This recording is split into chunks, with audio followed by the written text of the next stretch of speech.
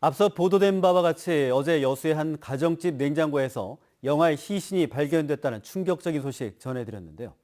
국과수의 부검 결과 학대로 숨진 건 아닌 걸로 추정이 되고 있습니다. 그런데 현행 출생 신고제다가 문제의 원인이란 지적도 나오고 있는데요. 조희원 기자입니다. 냉장고 안에서 2년 동안 유기된 영아의 시신이 발견된 가정집은 온통 쓰레기로 뒤덮여 있었습니다. 지난달 10일 이웃의 신고를 받고 경찰이 방문했을 당시 무려 5톤의 쓰레기로 집안은 발 디딜 틈조차 없었습니다. 이 집에서 7살, 2살 아이를 키우던 40대 엄마의 방임 정황을 확인한 경찰은 추가 조사에서 영아의 시신까지 발견했습니다. 경찰은 국과수 부검 결과 외력에 의한 손상은 없는 것으로 판단했습니다.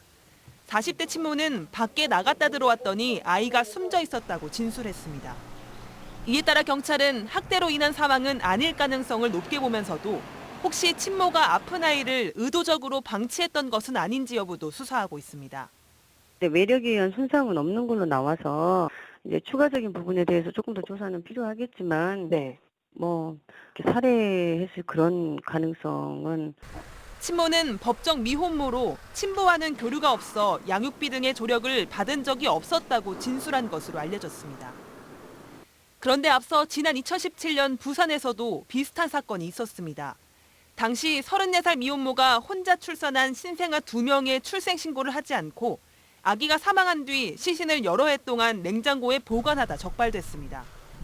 현행법상 미혼모가 혼자 집에서 출산할 경우 출생 신고를 하려면 함께 있던 사람들의 서면 증명을 받아야 하고 유전자 검사 결과도 제출해야 합니다.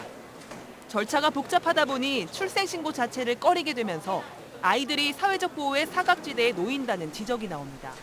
지금 제도는 현재는 내가 안고 내가 데리고 있는데 내 애라고 하는데 유전자 검사를 먼저 하려면은 특별 대리인 선임을 또 해야 돼요. 영아 사망과 유기 사건이 반복되는 현실에도 불구하고 개선을 위한 별다른 논의는 이뤄지지 않고 있습니다. MBC 뉴스 조희원입니다.